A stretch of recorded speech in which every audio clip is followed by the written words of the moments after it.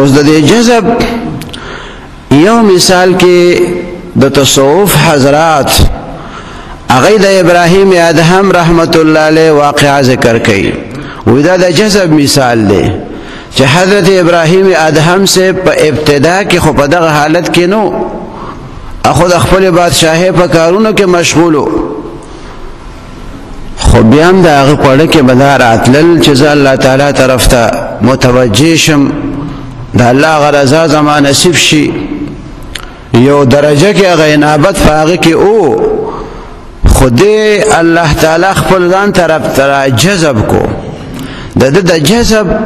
او د راکش کول او واقعا دا شو چې د بادشاہي د زمانه کې بر په کوټه باندې بالا خانه باندې بود کېدو نو د دوران کې د قدمونو د اغستو د خپو هغه کشار هغه आवाज چې څوک یو ځای کې ګرځي هغه د محسوس شنو په هغه باندې را بیدار شو او بیا आवाज کوي چې تاسو څه کوئ دلته او څوک تاسو نو جواب کې وته چې څوک ګرځیدا غي ورته وی چې زمونږ نو خان رک شوی دی او خان را نه رک شوی دی هغه پسې ګرځو دا خبره د ډیره ناشنا ښکارا شو چې د کوټې د چت ته پاسه او خان سکی تاسو نو خان روک دي نو پکا دي چې صحرا کې ورپسې وګرځي دا خبره کوټه باندې زملاسته ما الته کې تاسو او خان ګوري دا ډیره ناشنا خبره تاسو کوي نو هغه کسان ورته په جواب کې وایي چې دا ناشنا خبره ده چې او خان د کوټې چت ته څنګه وخته او دلته څنګه را رسیدلی دي نو له دا ناشنا نه ده چې ته ټول ارس د بادشاہي په کارونو کې اخته ټوله توجه د اخوای او ته چې ماته د الله تعالی رضا حاصل شي او د الله تعالی بندگی دې راته نصیب شي او د الله غ قرب او نزدېکت دې راته نصیب شي چې څنګه په چت باندې د اوخانو موجودګي ناشنا خبره ده نو داسې ستا په دنیا کې د دوم ډېر مشغولېدل او سره د هغې د خدای غ قرب حاصلېدل دا هم د تعجب خبره ده او ناشنا خبره ده بدې ټکی سره د هغه په زړه کې یو انقلاب رالو خبره اړه ته پرېوته چې واقعي چې څنګه دا نشي کېدی چې بره چت باندې وخان سکی نو دا نشي کېدی چې زما شپه ورځ د ټول په دنیا کې صرف وي او په هغې کې د زه اخته یم او چې په څه باندې الله ته انسان نږدې کېږي هغه کارونه د زه نه کوم او بیا به م وایم چې خدای ما ځان ته نږدې که او ستا نزدېکت غواړم او ستا رضا غواړم او ستا لقا غواړم نو دا بیا څنګه کېدی شي نو دا خبره مازغو ته پرېوته او پوه شو په دې حقیقت باندې بس دا هغه ذهن یې بس یو څادر یو کمبل له ځان نه راچاپېره کړو ووتو د هغه ملک نه چې رښتیا دا دواړه کاره خو نه کېږي د هغه وطن نه وته د بادشاهي په ځای پاتې شو د الله تعالی په ذکر کې مشغول شو عبادت کې مشغول او بیا دعاګانې به کولې چې پروردګار زه ستا د رضا دپاره راوتم ستا د قرب د حاصلولو دپاره ما هغه بادشاهي پرېښوه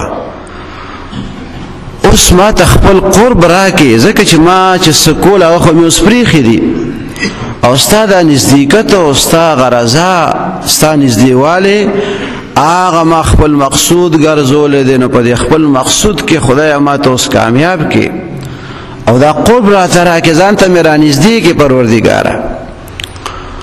دغه دعاګانې به یې کولې نو الله تعالی په خپلو خاصو بندګانو کې راوستو قرب یې ورته نصیب کو ولایت یې ورته ورکو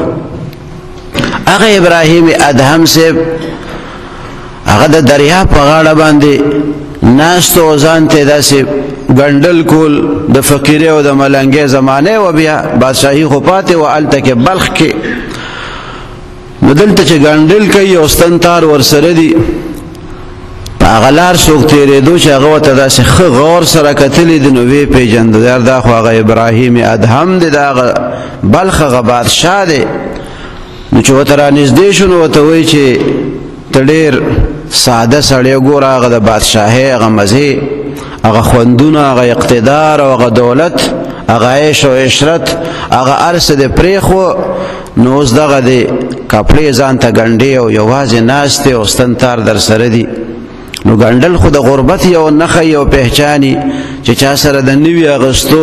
پیسې نی نو زاړه بیا ګنډي. نو دا حالت دی استا. ابراهیم ادهم صاحب خو الله تعالی ځان ته نږدې کړی او د قرب هغه مراتب ورته نصیب شوي وو. نو چې دې سړي دا خبره وکړه نو هغه خپل ستن تار هغه دریاب ته وغورځول. دا سړی په سوچ کې پرېوتو چې ما خبره څنګه وکړو، دی اوس څه کوي دې وخت کې. بیا یو څو لمحې پس ابراهیم ادهم صاحب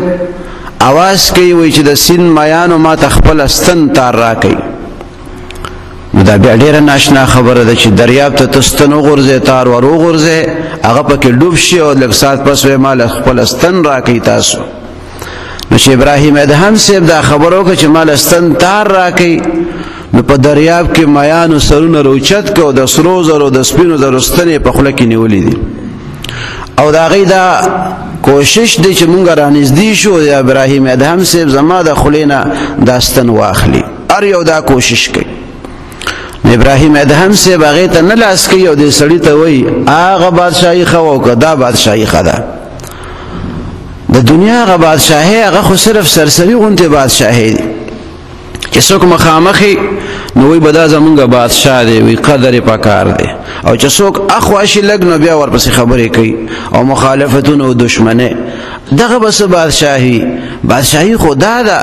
چې په دریاب کې په سیند کې میان هم قدر کوي چې دا د الله ولی دی او د ستنې خواهش کړی دی. نو هر یو مایې کوشش کوي چې زما د خولې نه دا ستن هغې ته دی لاس کی او هغه ستن دی واخلي. نو دې ته د جذب حالت ویل کېږي چې رای کاږي.